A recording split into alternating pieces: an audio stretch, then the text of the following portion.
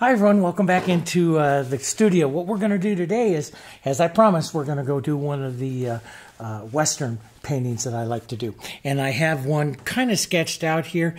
I'm going to put a mountain, I think, back behind here coming down. My story is he's moving the cows down, winter's coming, and so I'll put a little bit of snow around and see what else we can add to it as we get going. I like to kind of build the story as I get going here. And I found a beautiful picture, and you can see horses behind me. That's my horse board. I put that up just to check my conformation and stuff of horses when I'm drawing them and stuff. But I found a beautiful picture of a saddled buckskin, which I really like, one of my favorite horses. And I like this because it shows the colors in the light and colors into the shadow and some real deep, darker shadows there.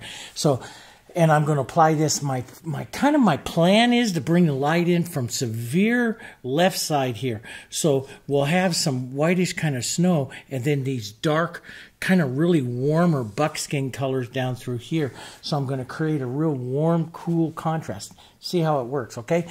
For technique-wise, what I'm going to be doing here, for those of you that are studying Westerns with me, we're going to do this alla prima, and I'm going to be using a blocking in halftone technique, and then we will also use broken color to divide up our areas and add more interest. We'll go into that as we get going.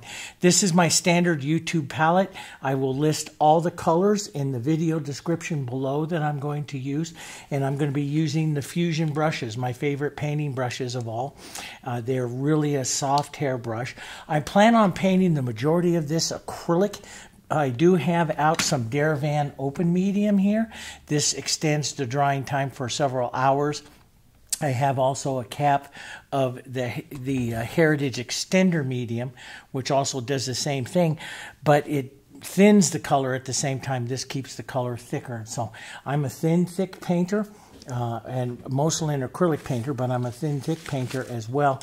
And so we'll explain more of that as we get going. Okay, so straighten up that palette there. What I'm going to do here, this board is 19 inches this way, or about, 18 inches this way and almost 20 inches this way. So it's just a little bit longer than it is tall. I'm going to go into the back and I'm going to set some of the colors, and I'm just going to use a little extender. I'm going to use my big brush, and I'm going to set a real kind of a bluish gray sky. So, and it doesn't take very much phthalo blue here. And then I'm going to gray this down with some burnt sienna here. And so I get this real kind of a bluish gray kind of sky here. That's what I'm going to kind of go for here. And we'll start that right back up here. Now I'll probably add a little bit more blue to it and a little more going on into it. You know, we'll do that as we get into the painting here. And I'm just going to carry this down. I'm not sure yet, you know, on my mountains and stuff, where they're all going to go, but we're just going to start. I feel like I'm going to start and play this. Here, you can hear that train in the background. I just absolutely love here. I've loved trains all my life, and we have these coal trains and stuff that go through town several times a day, sometimes a couple times an hour, and I like hearing them. So I've got this down through here, and I want to have some warmer ground up through here, and then, you know, a transitional space right into here of warms and cools. So we'll have some warmer ground up into the front, but it's going to be in shadow. So I want most of this whole front to be like it's in shadow. The sun is going to be low off to that left side, so it's going to be casting a lot of shadows down here. So let's put a bit of the yellow, burnt sienna, and we'll cool it down with a violet, which is our red, violet, and blue. We'll cool this down right now so we get this real cool color here. We could lighten it just a touch, and we'll push some of this right up into here. I'll add just a bit of extent. I don't need this to stay wet, but I love how when I'm doing stuff real quick, I love how the extender makes the color slide. So I like that. So I want to do this. I want to get this real movement, a lot of movement up in here into it. And so the colors are not very thick. As a matter of fact, you can see here that I'm keeping the color relatively thin with the extender here. So I don't, because I don't want this to, you know, stay or take up too much yet. I'm not sure. So what I do is, see, I'm going to have this warm cool. Isn't that going to be great? And so what I'm going to do is I build my story. I have an idea, but I haven't mapped it all out in my mind. And that's where I love this. That's where I love to paint. I love the spontaneity of the painting that way. Now, if you want to soften this, you can do a couple of things. And a great way to remember is just from the dirty brush that you have, if you have a big brush like this from your blue, just use that. And see how that pushes the blue, a little bit of the blue in here. So this is one reason why I like that blue in my brush. And it stays wet with that extender and the acrylic here. And see, I can create a nice kind of tonal transitional area up through here as well, and push some of that other color. So you can soften it out. Maybe this is too much power right here, so I use a little X motion right through here. But I get some variation of my colors and my tones, which is what I want to have. Now, I'll rinse this out real quick because I don't want to leave color in this nice expensive brush. But that's a great way. That's a great way to do that. Is, you know, you use, and I don't teach it very often, but you use what's called a two-brush technique. Is that when you have one color in a brush, don't rinse it out. Set it aside, grab a second brush, work those colors together, then take the first brush back down into the second brush, and you'll get a better transition of your tones that way. It won't be just boom, boom there. So you can see this transition that starts to happen here. And it works very nice. Now, I'm just going to back some of this off of my palette right now. Just take some of this off because I don't need it, just with my damp paper towel. And we'll go in and we'll start blocking in some of the areas that we want to do here on our horse and stuff. Get some of these main colors. So I want to, I'm just right up through here is really, I'm going to, as I block in, and we use this blocking technique, what I'm going to be visualizing is light and dark. That's where I'm going to start. And then I take the light, for example, when I say I'm going to do a half-tone technique, I take the lighter value and then the darker value, then I come halfway between them and put in the mid values and then slowly divide that up each time and get those mid values. But you can see right here on that, that's that real light color right there on that buckskin that hits that sun. And I can put this in wherever I want this buckskin horse here to really hit that light here. So we'll have some there. We'll have some coming down this side of him here. And of course you got to remember, so if I'm going to do this real light through here, then he's mostly going to be in shadow. So his colors are mostly going to be up there in shadow on this side. Then I'm going to have casting shadows. Oh, even though they're in shadows, they'll have casting shadows down this side. So we'll keep that in mind as we go to paint this as well. Here, we'll push this light color right through there. That's pretty good. That gets him nice and light. Maybe a little lighter, because he's really light in that one reference photo. He's really light right in there. So we might even lighten this up. Now, beautiful, those of you who've painted the buckskins with me before, I've painted them several times here. You know that I use a lot of burnt siennas and greens with them as well. And I will be doing that. I will be doing that. But this helps me establish some of my lights, some of my real light hits on the horse. And then we'll come in and we'll establish some of the darker, where our dark hits are going to be. And then we'll start blocking in with halftones.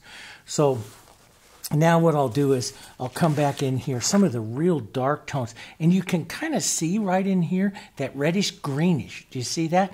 And you can see it go burnt sienna to green. That's one of the reasons why I always, when I'm painting a buckskin and I start going further down into their shadows, I go burnt sienna and green, because I hit those tones really, really well. You see those tones right down there inside, and especially if I take off here and drop out over here, you see those tones right there into that buckskin. So these are really good tones. Now sometimes I'll add a little red violet. What does this do? This cools it off a little bit more. Makes a real nice, deep, cooler color. And I'll add just a little bit of extender. Now, one reason why I add the extender, and we always remember this about alla prima, especially alla prima landscape painters. I don't always do it in florals. I do it a lot, probably about 80% of the time. But in alla prima, the main rule is that the shadows are more transparent, and then you get more opaque into the highlights. That's what we like to do. So I like to kind of preserve that as much as possible. So coming right down through here underneath this saddle area right in here, this will be real deep dark colors where the buckskin's going to go. Maybe a little more green into that. I do like to vary those tones. We're going to paint this several times, but like I said, we're starting out a little bit transparent here. And we'll build some more, but the ultimate goal when you're alla prima painting is to keep those shadows transparent. Or landscape. That's what a lot of landscape painters do. And so those are all things that I studied. And when I switched over from doing a lot of the decorative painting that I did for years and years and years, I moved over and started studying the alla prima. And how they approach the painting is a little bit different. So we'll start this. We'll start some of this. And I can just lift the pressure here and make that a little more transparent. It'll make some of the light come through. But let's get some of those mid-tones. Like here down, well, you can't see that. It would be nice if I showed it to you. Right down in through here. And you see almost that orangish kind of glow in there with that. And it's actually going to get a little warmer. So let's go right down here. And let's just grab, and this is one reason why I like this Diarylide in here too. See that glow that it gives that there? And you can see that color coming right up in through here. Now, I want to gray this and cool it just a bit. So one of the colors I like to gray and cool with is that green and violet. So I can just gray, and you can see what happens. See how it grays and cools that color? So Diarylide and the burnt sienna make this beautiful glowy color. And then I just gray it down, gray that tone down just a bit. But it makes this beautiful glowing kind of color that works very well, especially if I stay out of that saddle that I have drawn there. Works very well into my mid-tone areas, which are going to be right in here. See how it's warming up slightly? So I like that right into there. And then we'll add some white to this to start lightening this up as we come this way. So this would be considered a halftone.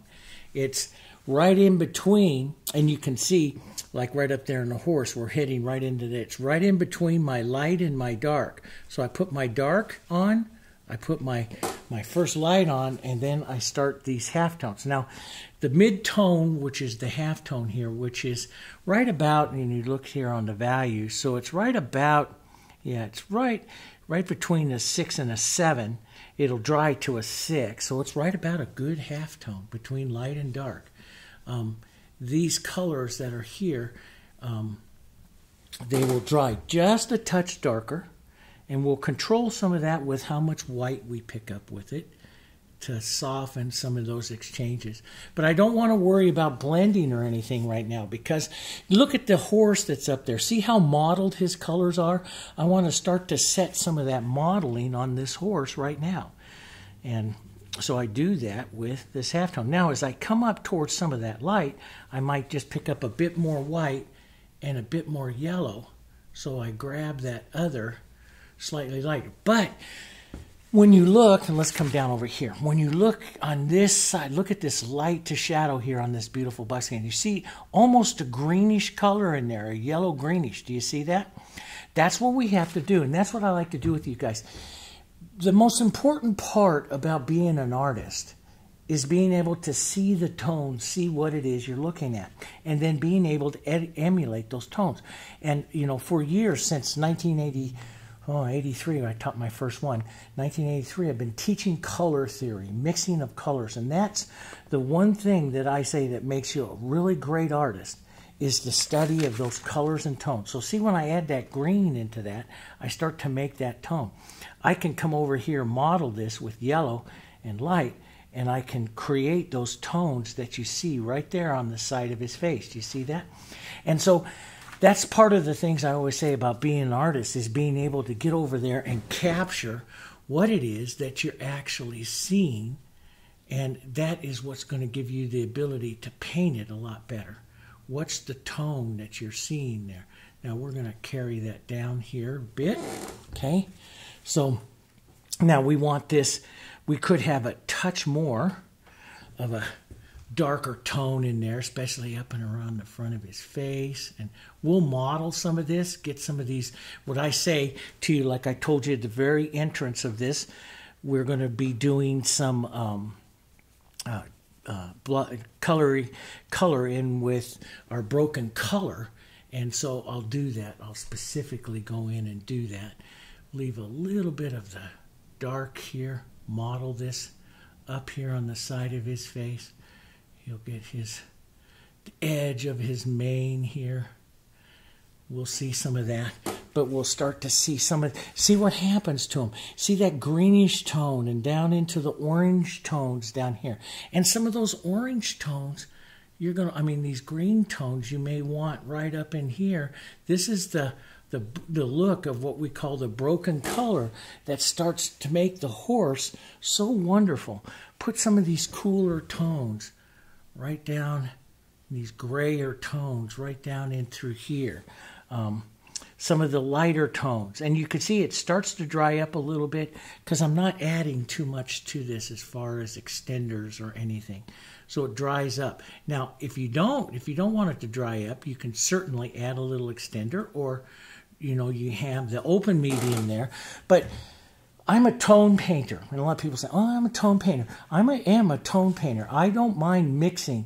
And see here, let me show you something here, guys, and it's really important, okay? Because I really want you guys to succeed as an artist and use my 40 years of trials and failures and studies to help you. So if this is the color I'm going for, and I remember that that's a little bit of the yellow and burnt sienna, a little bit of green, as I'm coming up here with this, and then we lightened it up with a little bit of white and stuff. But as I mix it again, maybe I add a touch more burnt sienna and green. Maybe it goes this time a little bit greener here. So this tone will be slightly different. And so what happens is, and this is what we call the broken color of it. As I strike this tone in over here, that's where you're going to get the variation. So you'll see it a little bit, a different color here. Maybe right down in here into the neck, we put a mark or two of that slightly greener tone right before it goes into some of those other tones. And that's what makes it beautiful. And I'll change it a little bit. Here, I'll look at the tone where I'm painting into the area, and then how do I make that tone slightly different? And don't cover up absolutely everything you did before. That's the other thing is, we want to, I'm going to come with this lighter kind of buckskin color right out to the outside here, because you'll get almost like a little reflected light there. Let's come right up here with some of this light, a little bit of green in it. So it's a slightly different tone. Do you see that? Let's go up with the light and back up towards the yellow. Maybe a little bit of Diarylide Yellow into it here, just to change it a little bit, and strike that on and see the difference now, the modeling of those tones. This is what makes your horse, your painting so pretty when they see these adjustments of those tones. So I want you to look at this rump right here. See? It goes from this yellowish to this greenish and down into the shadow. It goes from this yellowish, slightly greenish here. Do you see that? See that tone right there? To that tone that's right in there, to a little bit more oranges. So if I wanted to emulate that rump just a little bit more, I would maybe go burnt sienna, a little bit of that Diarylide. Let's look at this. right in here, transitional warm tone. And that's what it would be called, a transitional tone. I'm not quite as orange as it is over there. I could go, and I may even want to touch Diarylide with a little bit of red. That's why you have that. And so you get this other kind of transitional tone. Here's a little bit more oranges. And see if you want to leave that. It gets closer. See how it's closer? Now look down that rump. Let's just put this one right up over here. Look down that rump. See, those are the tones that I'm looking for down there. And of course, I go deeper greener because there's no shadow going down deeper and greener here. But I could choose to emulate that a little bit more. Maybe go a little more burnt sienna with this orange in color right in here. Let's strike in so we're not quite so severe right there. And strike in some of that color. So now you see that horse's rump. I go a little bit more greenish instead of down to the orange because I'm down here into my real cools, and that horse is not quite cool enough down there for me. But look at the top of his rump going down that side there. And looking at that color. All of this is called the broken color. And what a good artist what a good horse painter, or one reason why I love the Western painters, because they use slightly different technique than landscape painters, and a slightly different working of color, because you've got you've got a character. It's like listening to one of the most popular horse painters today, or landscape or Western painters today. He said the reason why he loves painting a Western because he gets to do a portrait, he gets to do wildlife, and he gets to do a landscape all at the same time. And you put your horse and rider and your story in here, and it's a lot of fun. So we'll do that. And as I come down here, I'll probably state my tones a few times. I'm going to go back, work that yellow and white. Well, one of the things I was saying before I lost train and started teaching again is this color here, this bluish kind of sky color. What a Western painter will do is carry that down into the horse. I'll show you that here in just a second. Let me restate this so we can put this. And see, now I've got now as my color is building, I've got a really nice light-dark situation building. The question is, to you, is where's your light, and are you going to leave that? Look over to that horse over there, or let's bring this one over to the front. Look at his front, how the light is hitting right up there. Do you leave it, or do you work it out? That's going to be your choice as the artist. Are you going to put in another halftone? Or are you going to leave that, maybe put in a touch more light up onto that edge? Are you going to leave it like that? Or are you going to work a halftone across that? I will probably go to that warmer little tone right in here that will soften and build just a bit. I'm not sure I'll leave it, but I'll start right out here like that, leaving that. Maybe a wider little chest stroke right down through here. And then I'll later on, I'll be working on the musculature of the horse, making sure that I'm getting the muscles, the muscle shapes. In other words, there is, and you don't see it on that one very much, but usually on the horses, and this is where I might add a little open medium where I want to keep this light just a little thicker, is because it's going to hit right up here. You've got the big forward muscle here onto this side, and it's going to be shaped there. And it's going to go right from the shadow, the V of the shadow from the other side here, which will just mix up again. See, it's starting to dry a little bit, and I need a little more anyway. And I'll make it a little different than what I did before. So it looks a little different. We'll just break that in. And so this will start to shape the muscles here on the horse, because there'll be a big forward chest muscle here as well. And you'll see it right in there. We'll mark that, and then I'll put a halftone right in here to soften some of that. And then how much of that shadow as I start to build this horse, that is going to be the question for me, the contrast and stuff for me. Maybe I want to detail a little more shadow right in here as I pull this down. In that buckskin, since we're the buckskin photo we have here, you can see right up in through here, it's got deep shadow and that deep greenish and burnt sienna tones. So I'm going to put a little open medium with this, and I use open medium because it keeps it thick. It's going to give me a nice thick stroke, but it's also going to slow it down for a minute so I can manipulate this a minute. Maybe I want to keep that shadow forming right down through here. And why do I do that? Why would I decide to do it? Because it is going to happen, but see how it pops his head forward. That's what's really going to happen there. That's what I'm really looking for, popping his head forward. But we might take that little bit more burnt sienna right down here. Let that come right down into this area. And then, do we leave all these marks? Now, sometimes some horse painters will do that. Will leave those marks. Or do you soften that in? Maybe a kind of a greenish halftone here. To push that in to soften that out. See how that softens that out? There is a big, huge side muscle right here. And, you know, maybe we lighten this kind of greenish color up. You'll get all different kinds of colors and blue kind of tones as well when you're painting, like you're going to carry that blue down. But there is a big side plane muscle right here that I usually like to pull down the horse on that side.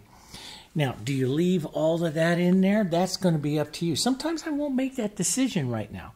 Sometimes I'll decide on that a little later. But, you know, like I tell you in a lot of paintings, when you make a tone, like I just made this, I introduced a brand new tone, then I'll come around just a bit in a few areas and introduce that tone. This gives a better harmony to your painting as the viewer starts to pick up that tone in a few other areas. So I do, you know, I like to carry it in a couple of areas so you can see how this goes about here with that big muscle that's going to be there. We'll tap this around a bit and leave some of that so you can see some of that. So we're capturing some of the buckskin. There is that brighter orange on the belly, and you know, maybe we want to emulate that. Let's go burnt sienna and a little Diarylide Yellow and the red here. Boy, and see, that's a bright orange there, but that's that color. Let's just work that right in here and see if that is something. See, that's you wouldn't think it without looking at a horse. And see, I don't need to have a super accurate horse right here to capture that. But see, you see it? And then you see it down through here. I can still do that. Now, move that tone. Maybe right up in here. Push a bit of that tone. See? Right up in there. Okay? And that moves that tone around. Maybe we want to have this a little thinner. So we'll take a little open medium or maybe a little extended. You can work two together and work it here to thin it out and push just a little bit more of that right up over there so you see it. Maybe you can see it on his legs and stuff. Maybe let's go just a touch thinner or thicker here. Maybe a touch or so that you pick up some of those tones. So here you get this tone. And then what I'm going to do is slowly refine the horse. I like, you know, I'll look. He's got a shadow from this that's going to come in on this side because this eye socket, the way in which it bends out and down, that's going to go in there. It's going to get a grayer tone. The buckskins have that dun gene that gets a little grayer tone up and around their eyes and stuff here. And so we'll just take a little burnt sienna and green. You could also use blue and a red, the Naphthol Red Light. That will do it as well. We'll push just a bit of that. And again, that's introducing another tone here. So let's find a couple of areas that we can push that tone in onto the horse. Move that tone around a bit here. Push that around. And then he gets the darkest. He's got the dun, so he's going to get real dark. Let's go over here. Let's get some red, violet, and green. I like that as a dark. But on this horse, I'll probably use a lot of blue and red. Here, we used that red there earlier. Blue and red, it makes almost a blackish color here. It goes right up above the knee and then down. And that sets some of the done markings on him here. So it'll go right up above his knee, and I drew his knee right there. And we'll just pull that down here. We go. Lower part of his back leg here. Pull that down. Most of this other leg is hidden by the cow, so you might not pick up any of that. But we'll pick up a mark or two right up here, coming down. Maybe you pick up an idea of his mane just a bit here, and a bit right up here. We'll just put some in. Now we got a long ways to go, but he starts to pick up that feeling of that horse here. Thin it out. Let's go a little wider here. Don't forget to give your horse a tail there, just like that. And that starts him in, okay? So this is the kind of technique that I'm going to be doing throughout all of my subjects here. I still have to figure out, am I going to put my guy in a jacket or whatever? But at least we have the horse here, so that took 30 minutes. So I plan on this painting. It's probably going to take me about 3-4 hours to do, and I won't be able to show all of it because too many people complain that my videos get too long. But I'm going to be doing this type of thing through everything. But before I get going here, now that I have that subject right there, what I want to do is I want to take a look at painting that back mountain here. So, oh, this is one thing here too. So we did this, and we can always mix it again. This is our bluish color here, right? And that's from that sky. And then, so what a lot of artists will do is we'll push a little bit of that into the horse here as well. And you can see what it does is it pulls those colors down. And you'll usually pick out kind of on the shadow side. I'm just going to lightly hit it here because I don't have anything done. But you can see how that pulls the sky down into your horse. And that's one of the reasons why the landscape, the Western painters do it. It's really a great technique. So, but before we get going here, let me just take some of this and let's go back to some blues and lights right here, okay? And let's make ourselves slightly darker than the sky. So we see my sky right there. I want a bluish gray that's just slightly darker than the sky. And what I'm going to do is start to set some of the mountains here. Okay, so I'll start to set them right up here. And I want maybe a mountain right back up here that comes down at this particular angle here. And then I'm going to have that hill. So I'm going to have a back mountain here and a hill here. And I'm just going to break this up a bit because I want that to sit back there like that. And then over here on the other side, here, over to this side, we'll push another one. So he's kind of like coming down like the look of a little valley here, down like this. Maybe, let's maybe give that a secondary point here. This is just an idea right now. This is nothing perfect, and I'm just kind of setting up my scene. He's riding down from, and these are mountains a little further back, but he's riding down from here. And I'll just blur out some of this. We'll paint this, and we'll put in the lights and darks and do that art thing and make it look like we know what we're doing here. But let's just add a little water. Sometimes if I want to paint it real quick, I just add a little water here, right up. Let's not get it too much into my... But you can see right here, see? That's where I want this, and I took that out with that blue here. But I'll take that real light edge of that horse there, and it's going to come up against that cooler bit of the mountain there, and see I'm going to get a lot of depth. So sometimes I really kind of plan out you know, how I'm going to paint something, paint the scene here, how it's going to go here. Yeah, we'll work on that.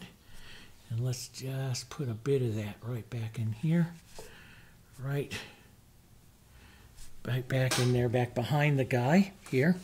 And then I'll add some yellows to this, warm it up just a bit, because we're going to go up into our ground and stuff up here a bit, maybe a bit of burnt sienna here. And this will be the slope of the ground here. That's right here, so he's kind of riding down the hill here. And we'll put some of that slope right here back the other way a bit. So we got a lot to paint, but you can see he's going to be coming down this slope. Hopefully you can see that. I can start to see it now. And see these tones are starting to come together. We'll put a blend of snow and all of these tones together in there. And he has a nice warm horse here coming up against just a bit of those cooler colors. We'll start to work, I think, a little better.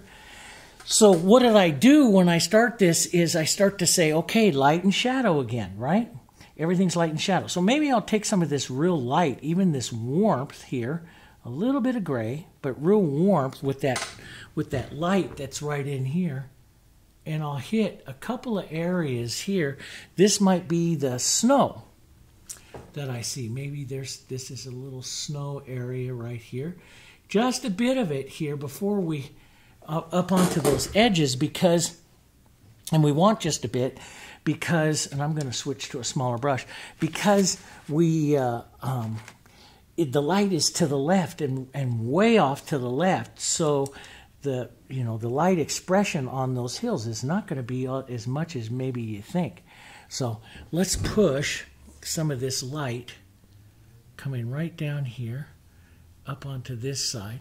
So light is coming from this side on these hills. So the snow that's up there and everything, maybe a little bit of snow that's going to come down here.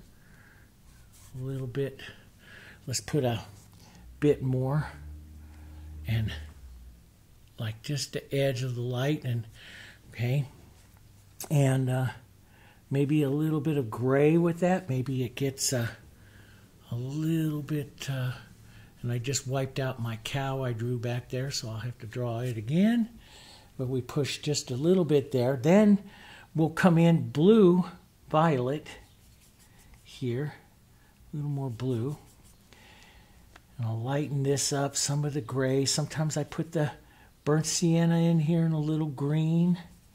But this creates the cooler, and I want it just a bit more blue. Here, right in there.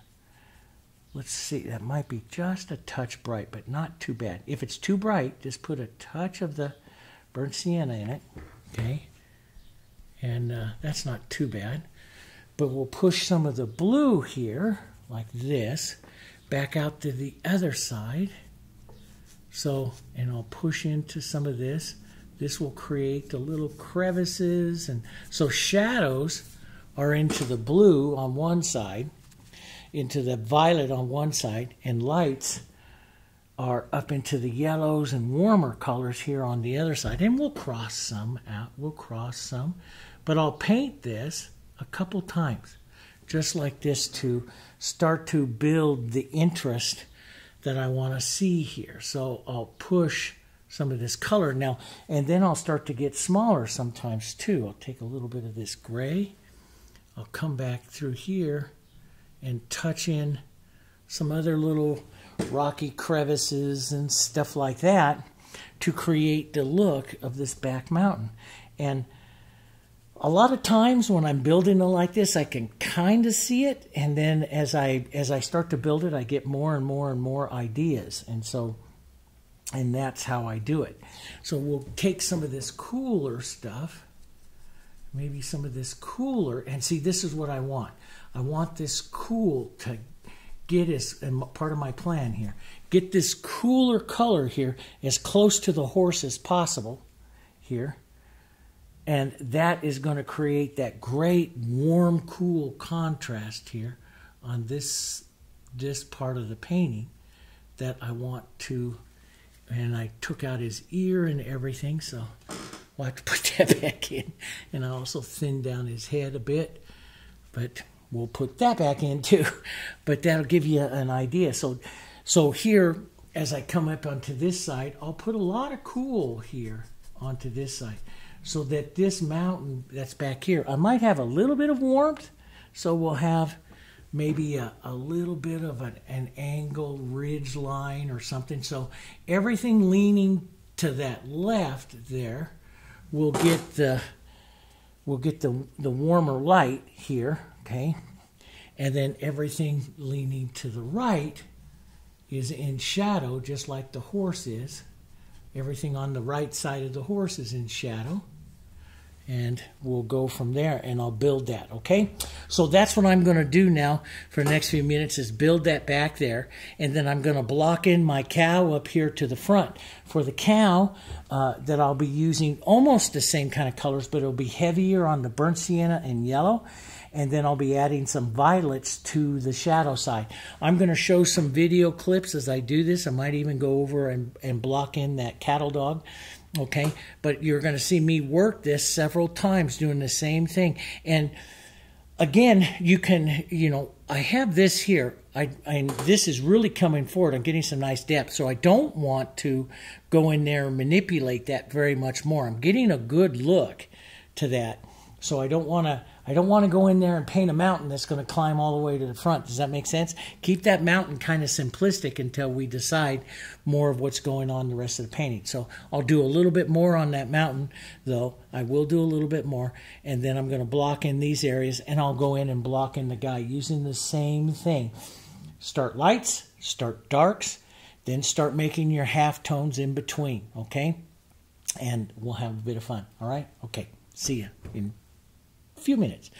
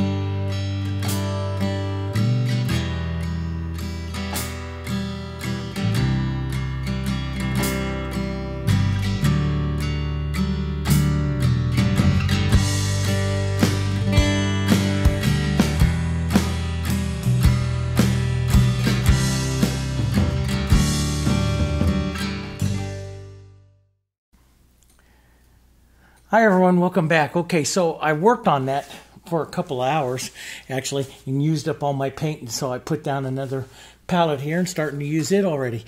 And what I've done is I've come in here and painted this cow. I changed my dog. I went out and I was just like, I was not too happy with that particular shape of the dog. He was looking a little bit more like my Bernese mountain dog than the cattle dog. And so I went out and found this little photo of a cattle dog, and I liked that pose and stuff of it, so I sketched that in. And then I put in some cooler color, some warmer color. I'm going to put some rocks, and then a whole bunch of cows back through here, which is really all the toned bit of the oranges and burnt siennas. And again, what is the key? I'm going to run through the whole technique for you here again, because there's just a lot of small pieces here, but if you understand the technique, you can paint anything, and that's what I want to express to you. Okay, so what is the controlling factor of the whole painting here as we're going to be painting this depth? It's the sky. Just like when I paint a floral or anything else, it's the background. It's what makes one flower recede and not. It's all color theory. I'm studying color theory. And so we're like in through here. I left these cows back here just a little bit darker. And I want to show you a technique that is used a lot. And it's really easy with acrylics. And it's a glazing technique. What you do is you don't have to be perfect. You just have to come in close to the color of the sky, which we did this toned kind of grayed violet. And so I'm going to just put some of this grayed violet out here. I'm going to find out pretty close, but not perfect, to a little bit grayer, to what my sky is. As a matter of fact, it doesn't have to be absolutely perfect, and we'll get a little bit lighter here. It can even be a little darker, but you do want to have some of that lightness. And then what I'm going to do is add extender. I'm dipping into my extender here and thinning this out. And I want to work it out, so I don't want to get too many streaks in it. So I want to work this, mix this together really well, and then thin this out. Let's see how close we are to the sky. It's going to be a little darker. You don't want it darker because it's going to dry darker. So if you want anything, you want it lighter. So it's a gray color. Let's see how this is here. That's pretty close, but it's a little bit violet. So we'll add just a touch of blue. So you try to get down, and that blue will darken it a bit, so we'll get a little bit lighter. And this will be close enough. This will probably be close enough. That's going to be, well, that's going to be okay. It could have just a touch more blue, and if I want to be perfect. But what we want is any kind of color here that's really between this mountain here and this, because that's going to cause it to recede. So I have this back line of cows, and I just made a burnt sienna and a little bit of blue, a little bit of yellow, and a little bit of white, and just tapped in some colors. That's all I did, is just tapped in all of those colors. Now, and by having cows up here, those will look like cows. Now, to set them back, we need to add the atmosphere to them. So I take some extender and this really thin, and it's a technique that I use a lot in landscapes and stuff, and sometimes in florals. And I'll just wash it right over the back, over the backs of some of those cows. I'll take just a bit of it off here and there. But see how it instantly, what it does is it pushes them back. So maybe I want to shove these back here just a bit. See, it shoves that one forward, that one back. Let's shove these back just a bit. So, and you can see instantly those go further back, these come forward. It's a glazing technique, and it goes all the way back to your color theory that as objects recede, they become more like the background. What's the background in our painting here? The sky. So the sky is what really controls everything. Now, if you want, you can take a little bit of this and toss this color that you do that with up into the sky, which is really kind of neat because that blue stays there. And then this is a little bit more gray, more violety gray. And I'll just toss a little bit of it up here, model it around. We have a little bit of blue around there up into the sky. So I'll pick up some of this color into the sky. So it's a lot of times when I'm painting a painting that has a lot of depth, I will push it into the, I will take that color, push it into the sky over and over and over again. So my sky may get painted several times. And then I may add just a bit of this here and there up into the mountains and up and around here, over some of these back edges here, some of this around, because it's just, it's good. I call this my atmospheric color. And then I also take a little bit of it up into the front, because this causes good harmony overall in your painting. And you can see where I'll push some of it like this right up in through here, where I'm going to create all of this movement and stuff. And so that's a great technique. And if you wanted to, so I call that a glazing technique. Now, if you want to do what we call positive painting, work on top of that, then that's the color you're going to make. So you're going to take your burnt siennas and yellows and a little bit of blue and white and stuff until you get to that color, and then you can lay it, but put that on top. But glazing like that is a great way to push back interest. There's just a little bit like right in through here. Maybe I'll just glaze this right here. And this is an excellent technique to establish depth within your painting. See how I just pushed those guys way further back, and that little guy way further back there, just by a solid little glaze. But now you know the color, see? You know the color. And sometimes I will glaze that into a few other of the forward ones, especially towards the front. Sometimes on the horse here, like you saw me work, I worked several times. I might put a bit of this color into the horse, just because it becomes your color of harmony there. And maybe a touch over in the glaze, a little bit of a shine that's on the bull here, maybe this way here, a little bit down his face, so it adds some more stuff to it. Now, so that's a great technique for establishing the dark. So what I want to do now is, before I go back on to painting this, what I want to do is just run through the technique here again. So how do you paint, how do you paint this element? How do you paint? Since there's so many, and this video will be 4 hours long if I try to show you how to do all of that. And those types of videos never work here on YouTube. I get too many complaints that they're way too long. So I'm going to take, let's just say I'm going to paint the rocks, and I'm going to paint some rocks and some ground and stuff up here. And so what I'm going to do to make that rock is I'm going to key off my burnt sienna, since there's a lot of that, and my blue that makes this beautiful gray.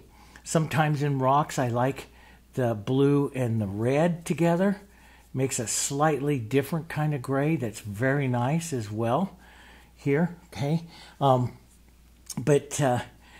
This would be like a gray, a good starting out gray, okay? And I'm going to add just open medium. So let's say I'm going to paint a rock here, and I'm going to put it down here with this gray, okay?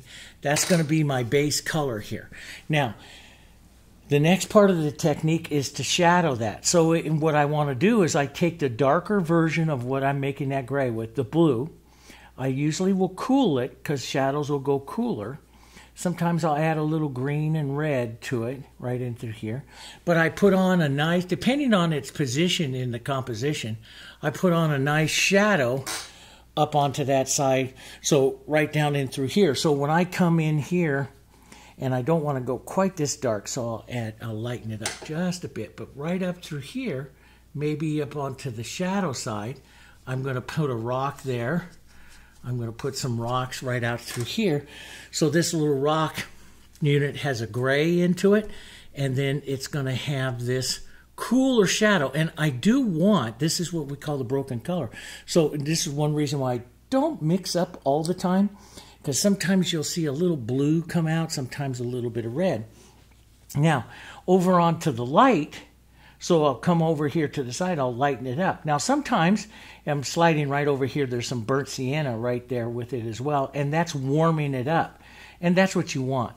You want to get towards the light part of it here, and you want those lights to be warmer. So you'll have a cool to a warm right in through here. So maybe over here where it's going to hit light, I'll touch into a few little areas of light where that light is going to hit. Now here light is coming in from the from the left, right? So from the left, so we'll have the light heaviest over here onto the left. And if it's like anything else, it'll have just a little edge of light right there, okay? So you have that. So up onto here, this is where I push my light. Now, because of the white background, this light could be even a little bit more. Now, right in between the shadow, we have, this is your base. You have the light in the shadow. So this becomes, so the first part of this rock right in through here, our first basing in, becomes a halftone. This color is halfway between there and there. Now what I do as I shape the rock, or I shape the area, or I shape the horse with additional halftones. In other words, this was my medium tone and my shadow tone. I come right between the two here. Sometimes I'll make it like a slightly different color, maybe a little more burnt sienna, right in between the two, and I apply that color right in. And you can see immediately it softens the exchange between that medium and the light. Over here, I do the same thing. I'll drop one that is not as light, a little bit towards the other there, and it becomes, let's go just a bit more here, this becomes a half tone that then goes right into here, and I'll use a different brush, a different mark, but you see immediately it almost looks like you blended it, but you haven't. But you can create other shapes and stuff. I will come back after I do some of that sometimes and reestablish a shadow if I want to make little fractured marks in a rock or something like that. But so then you can have more additional halftones. So that sets up the shape. Just like we did on the horse, it sets up the shape. So I use this technique in painting the horse. This is the technique I use in painting the dogs. This is a halftone technique where I put on, you can base it in with like a medium value, somewhere between a 5, 6, 4, 5, 6 on your value scale, a 4, 5, 6, somewhere right in there. Then you go up to a light and establish a dark, and then you break it into halftone, break it into a halftone. And you keep adding those halftones. Now, after you do that, you go into what we call broken color. And broken color is you start picking this apart. So into this shadow, I have some of these blues and stuff, but maybe I add a little more burnt sienna. I warm this up. So then I keep this kind of dark, but then I'll add a little burnt sienna, and you can see that little bit of glow there. Maybe I add into this mid area here, maybe I add a little green. Sometimes I'll use green, maybe a little green and red. I'll make the gray a little different here and put on a slightly different color. Sometimes I'll make it a little warmer yellow. And I tend to go with this little warmer yellow a little bit more up here towards the light side. But now you start to see other little colors come into your rock, and that's what I work on. This is what I work on the most, is working the broken color. Or I can, up there in the middle up here, having that little bit of burnt sienna is kind of nice. You see a little stroke of that burnt sienna. And this is some of the stuff that's going to give the artist their signature on how much, you know, you're using your broken color. How do you use broken color? And I won't do this much work on something that's way back there, but I will do a lot of it up front. And so maybe I come up, I lighten it up a little bit more for the light side. I add a little yellow. Let's lighten and warm. So I head to my warmer colors when I lighten. I head to my cooler colors when I darken. That's how it works.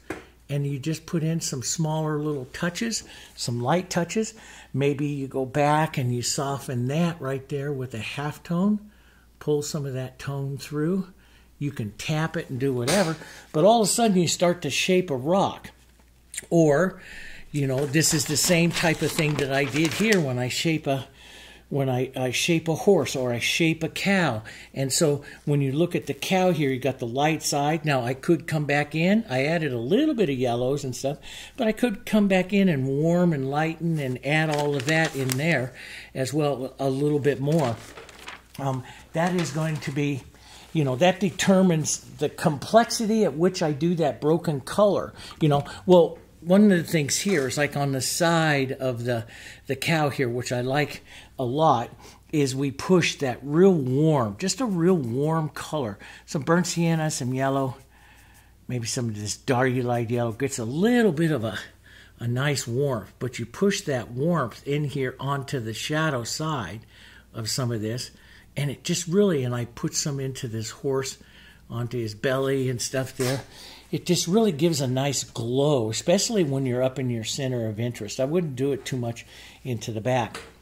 But that's how I do. That's what I'm doing here. Now, see, I haven't broken this area up. It's more blue. It's light dark. I haven't broken it up yet with some broken color, which I could. I could even take some of these rock colors, you know, and these rock grays and put a little bit of that gray there. Now, see, that will take away some of the blue look, make his jacket look a little dirtier, but it also makes him go a little better, a little cleaner with the rest of the painting here as well. So you determine that. So some of those grays and stuff will take out some of that interest and stuff. Does that make sense? So those are the techniques that I use, that I like to use.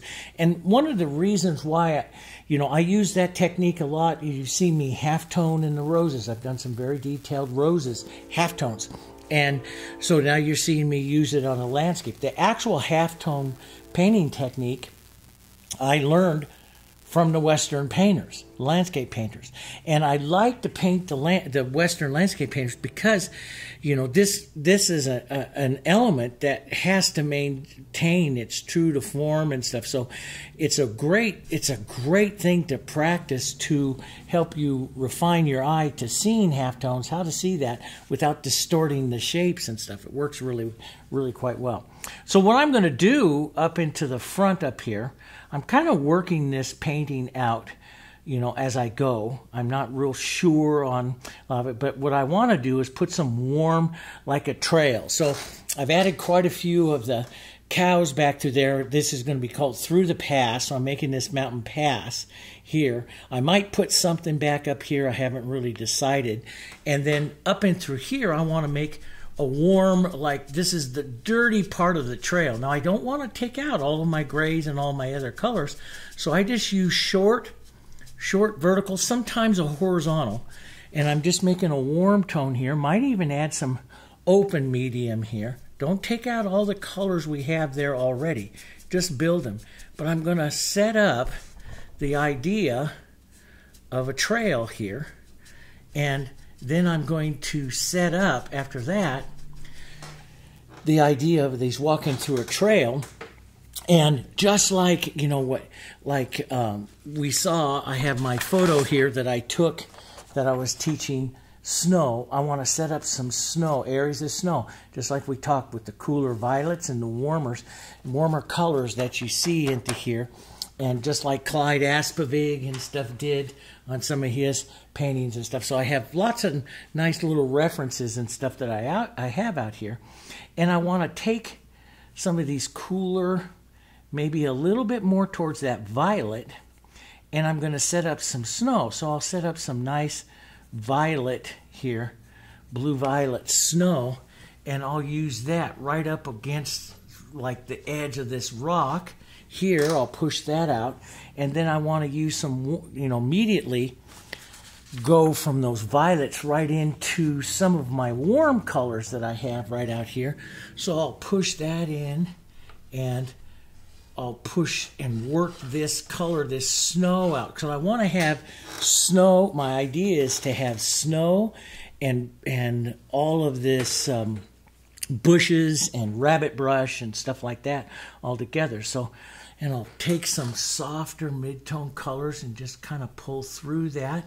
You can work it back and forth and soften it, and that'll start taking away some of its power.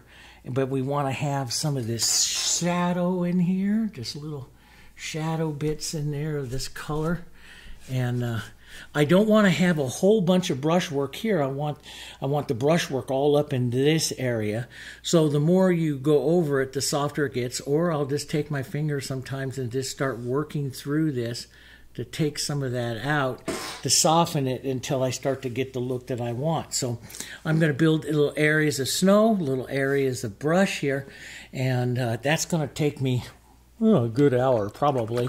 And I'll take a few videos of it along the way. I'll use my brush. You've seen me do this in all the other Westerns, doing this kind of stuff.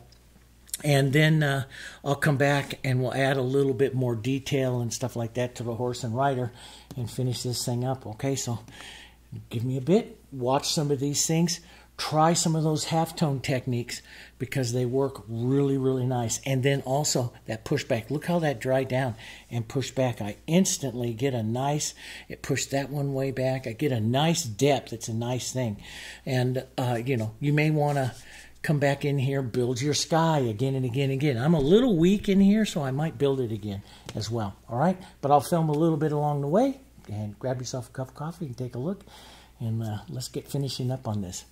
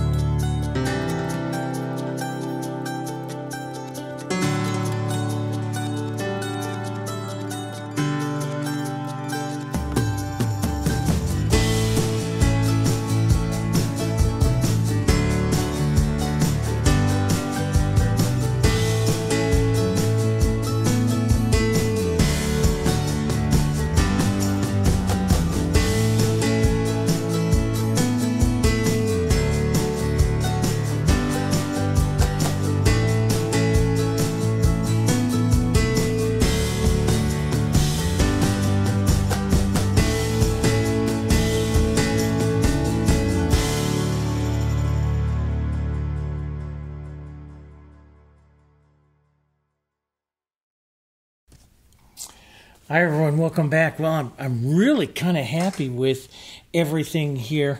Well, let me move this back up over here for a second. There we go. Really, I'm quite happy with all out through here. And what I did finally, so I got a lot of verticals. You saw me put in a lot of verticals.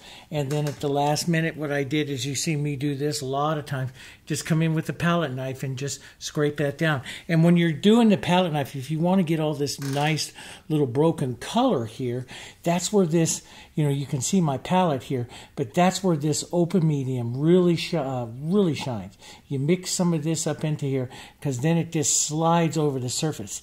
See how that just slides right over the surface and gives you that type of interest that's there. So when you mix up that, when you're using that open medium like that, and you mix it up, don't mix it up like really even throughout the whole thing. So you have some stiffer paint, some sliding paint, and that'll give you all of this really nice interest really, really fast. So a lot of times, in a lot of things that I do, I don't mix up really well. So you always see me tell you about mottled color and everything like that, guys. It's so important, because when you put down your calligraphy, your brush marks and stuff, that's what gives you all of this, unknown marks, this, and people try to figure out, how'd you do that? And it was basically just being able to put the colors down in a mottled form. So I'm just coming back up and adding a little bit of light here and there and refining the edges just a bit. I'm a big advocate of refining those edges.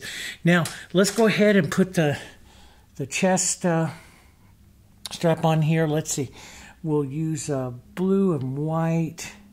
I'll just show you. I'm just going to use the edge of my small filbert, or just as my number 4, it's a synthetic filbert, and it's really nice. You can use around, but I like a synthetic, little stiffer bit of one here, and I'll put just the idea here of this, this chest strap and stuff, where it's going to go here, and we'll add some little rings and stuff like that, little rings that'll come off here, off the saddle and stuff here.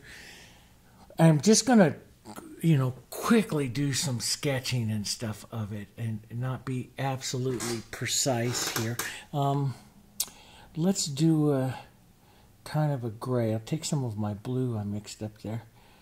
It's with some of this burnt sienna here. We'll do kind of a grayish kind of color, maybe a bit of white, lighten that up just a bit here. And wide... yeah, that'll be a nice little color. We'll get a little more brown in it. You can get it more brown with just a touch of green, but we'll drop this in a little wider than what he is here, and drop that right there, towards there. And then down, it can even go a little darker. I'll go over that with just a touch of green in it. That'll brown that up even more, but let's just pull this down here. And a bit. That'll be good. We'll darken this up a bit here. And sometimes, you can get it a nice looking like chest strap like that. Really nice, really quick, just by pulling a couple of colors here. So, here we go. And let's get a little bit of that ring in there. There we go. Just, and if you want to get, of course this is really small, so it's hard to get a lot of detail and stuff into him.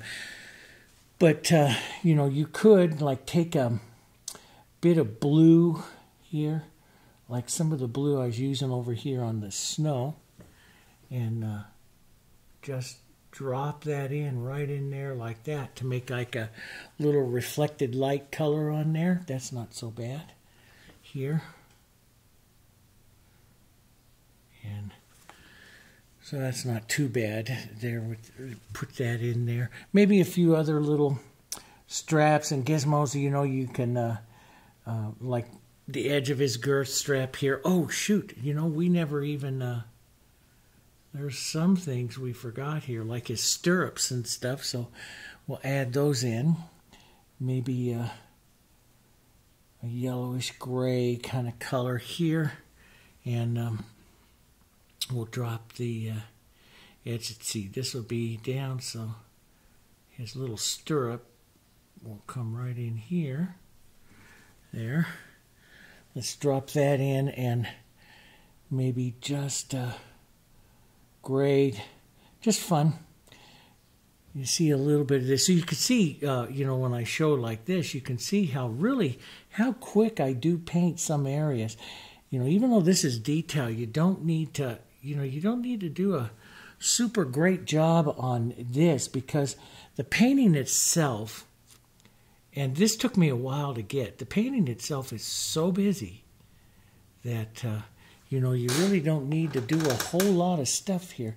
Let me, sometimes I like the little edge of this. If I feel I want more interest, I set it down and I drag it. You've seen me do this before. Just set it down and just drag it, and it'll deposit, kind of fracture those little lights and stuff that you get there. Let's take, because we got to bring this down and join in right in there like that. That's part of the saddle. We'll just draw a couple. You know, you don't have to get the, or the best way to put it is the structure or the anatomy of the saddle absolutely perfect, and they all differ a little bit. I have 5 saddles, 5 different kinds of saddles, and they're all a little different. My back hills, my high mountain saddles is a little different than some of the other saddles, show saddles, gincana saddles, stuff that you have that we ride. So you just get the main structure down. That's all you need, just an idea of it there. And we totally lost it. Let me put a little more shadow right in there. There, like that. Totally lost his boot and stuff onto the other side over here. So we'll, because you should be able to see a little bit of it there. Here, like that. And maybe just a bit of the, let's put some yellow into that here. So, you know, usually when I get to these final little details, I go pretty quick, like you see, just little dabs of color and stuff, because that just works so well. Let's make his boot out there a little further. A little bit further here. Give him size 11s here. There we go. Out just a bit. And let's use this light kind of tan color. Well, let's see. It might not. Maybe a little bit of that burnt sienna in there. See if we can get it to show up here. Probably put light and a dark. Get a click paper towel here. And this is what I'll use for putting on his bridle here. Right down there like that. And maybe a headband here. Crossed, and then I'll put his mane and stuff over that. But I'll probably, let's go a little bit darker burnt sienna here too, and just kind of tap it along. That's not going to show up quite enough. A little bit darker. A little bit of blue. And that helps darken that out just a bit. I like to set my hand sometimes on this and I like to use the little chisel of it, so the line is not perfect.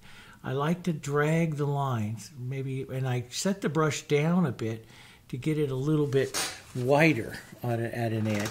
Now, whether you're going to give him a nose band or not, that's up to you. Some do, some don't. Half my bridles do, half my bridles don't have a nose band on it.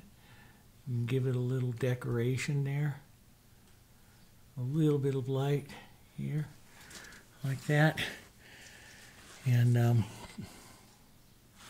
some nice dark, just some ideas, you know, here. Maybe a little loop into his hand here. If it doesn't flow for you, thin your acrylics out. Mine's getting a little stiff here, so you thin it out, and then it'll thin it out with just some water, and it'll flow better for you. I don't always like to do that because it starts to make the line really perfect. Take that excess water out here. Makes the line absolutely perfect, but so I don't always like to do that. But here, I'm going to put a curved bit down, so I'm going to leave a little space.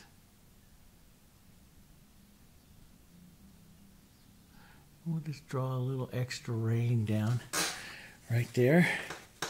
And so leave a little space there, a little blue, a little white, not mixed up, maybe even a little touch of that dark.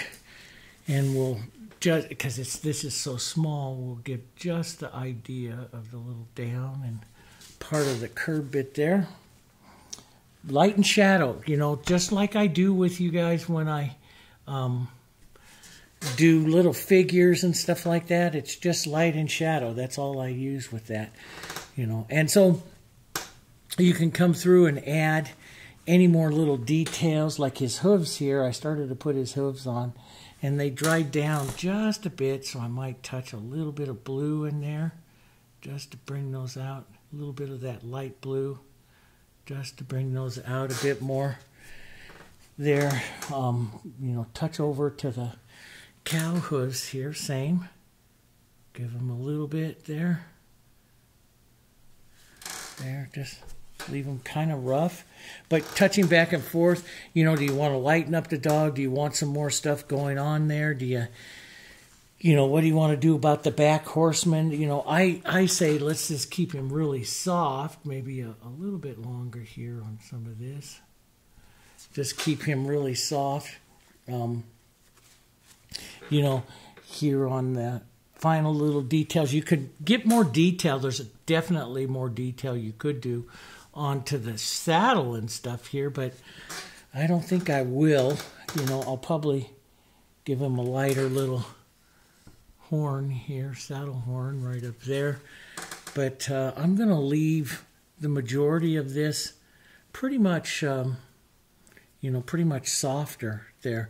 Maybe bit of a line here, and but you can see, you know, we've done a lot of westerns together, just like we do a lot of roses and all that stuff together, but you can get a good idea here how I go ahead and approach this.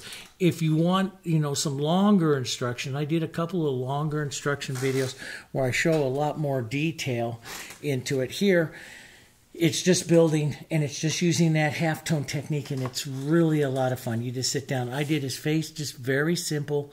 You know, I'll probably take a few more colors into him up there into the front, and, you know, up onto his jacket and stuff.